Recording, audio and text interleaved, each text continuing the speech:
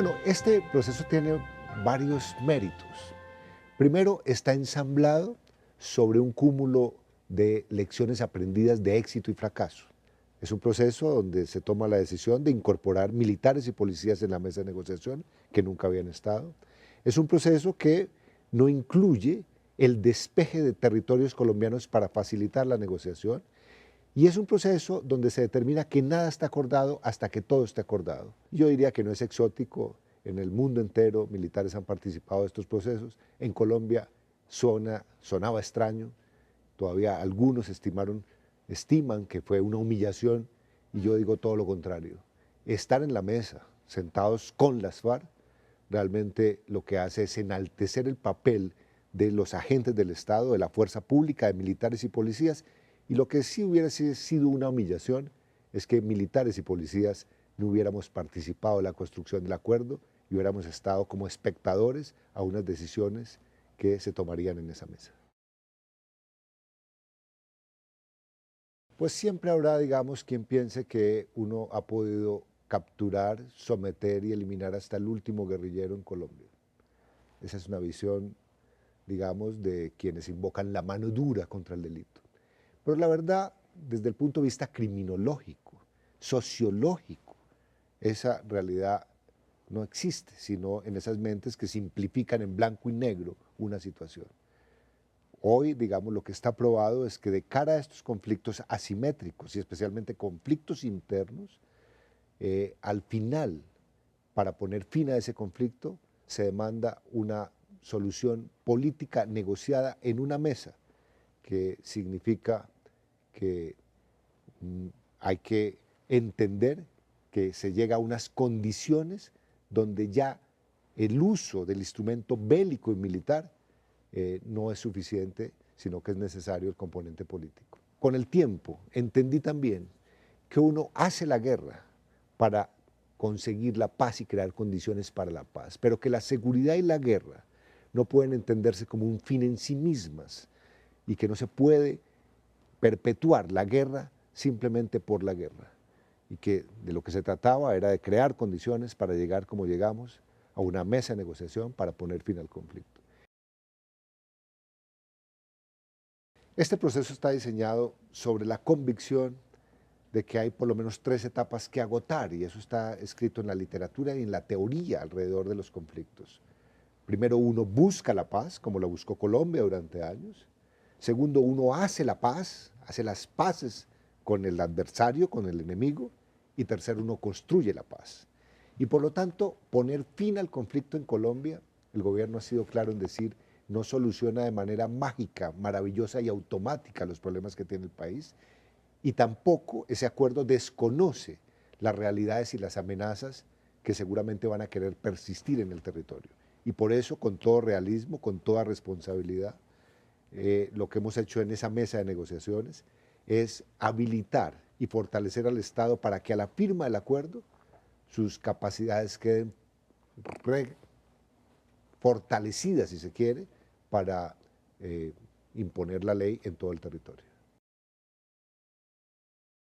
Muchas voces críticas preguntaron qué hace el gobierno nacional sentado con las FARC, incluyendo el tema del narcotráfico en la mesa de negociación, cuando todos sabemos que el narcotráfico ha financiado a las FARC para hacer la guerra. Lo que hubiese sido un gran error es no sentarse en una mesa para poner fin al conflicto y haber hablado con las FARC sobre narcotráfico. Eso sí hubiese sido una casilla vacía imperdonable. Para poner fin a este conflicto era necesario, como se hizo, y así quedó consignado, que las FARC, a la firma del acuerdo final, rompan cualquier vínculo que tengan o hayan tenido con el narcotráfico. Y esa es una manifestación supremamente poderosa que realmente crea un compromiso de cumplimiento. A la firma del acuerdo final, en esos territorios y de cara a los cultivos de uso ilícito, las FARC contribuirán de distintas maneras y de manera efectiva para que el Estado colombiano adelante todas las acciones que sean necesarias para sustituir esos cultivos ilícitos y particularmente para llevar a 68.000 familias que están atrapadas en esa economía criminal a circuitos de economía formal y legal. una nación sin conflicto, sin territorios donde el común denominador de años fue la confrontación militar.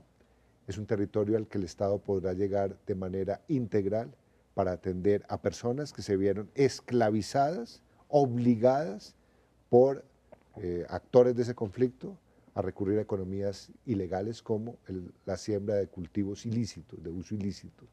Y yo lo que creo es que una cosa es un territorio en guerra y otro territorio sin guerra donde sea posible que el Estado llegue de manera permanente a ofrecer bienes, servicios y a fortalecer la ciudadanía, y detrás de eso llegue la economía formal, lleguen circuitos económicos que realmente rediman a esas poblaciones.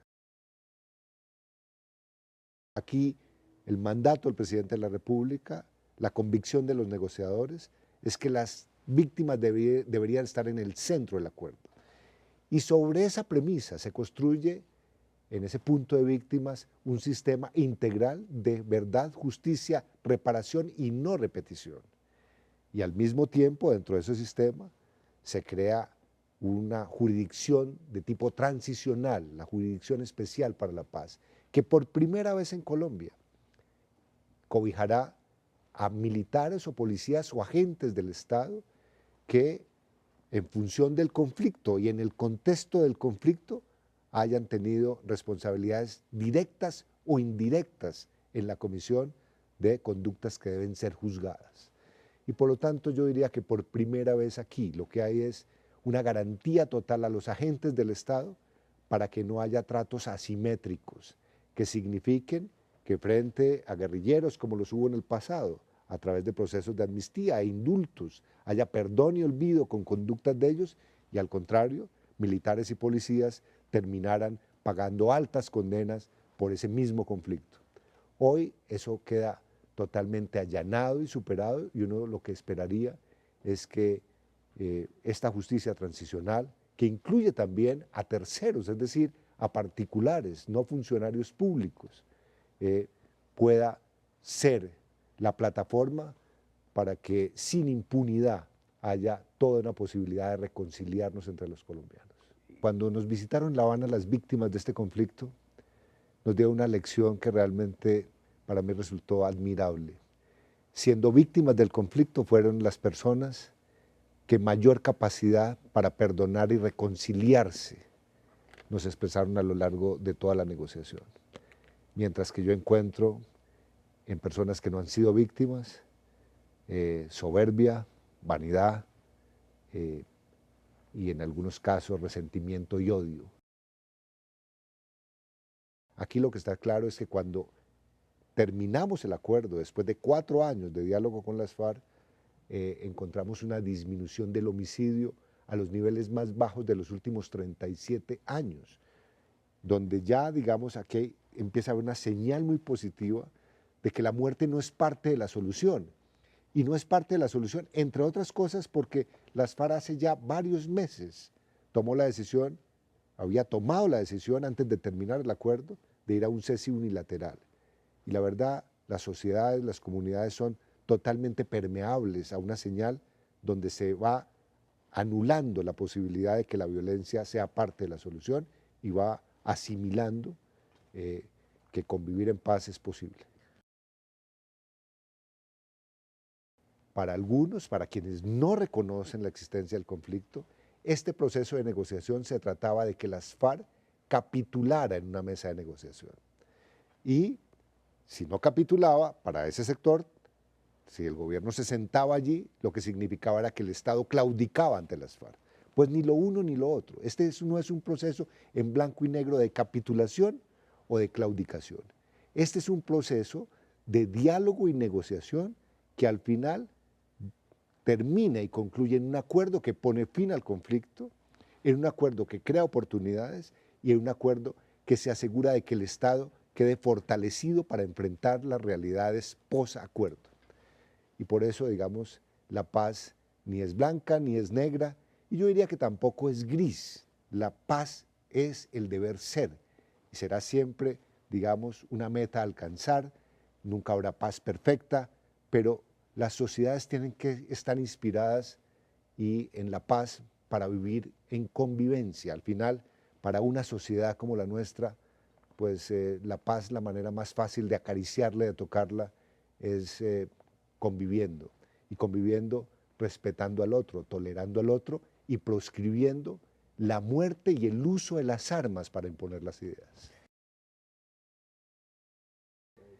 Durante años, digamos, como colombiano, como policía y después como parte de esta mesa de negociación con las FARC, esperaba el día en que tuviéramos acuerdo final para poner fin al conflicto y que como consecuencia de ese acuerdo final se decretara por parte de las FARC un cese bilateral y definitivo al fuego y a las hostilidades.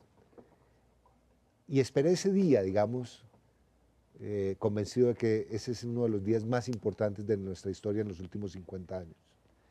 Sin embargo, el anuncio se dio y en los centros urbanos pareció una noticia normal.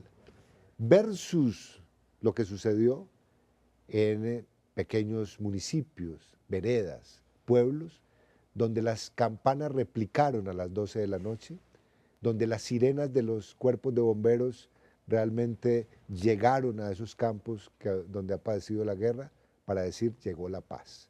¿Con esto qué quiero decir? Uno podría decir que la sociedad colombiana, conviviendo 50 años con el conflicto en un país urbano, se fue instalando en relación con ese conflicto en una zona de confort, donde la guerra era distante y era una guerra entre policías y militares y unos guerrilleros en la Colombia profunda que no tocaban los intereses de mi cotidianidad. Y la verdad, hoy uno de los retos mayores que tenemos es que este acuerdo final se ha entendido también por ese país más moderno, más urbano, de que los dividendos de la paz nos llegarán a todos y no solamente a esa población que ha estado enfrentando en el área rural los efectos de un conflicto armado de 50 años.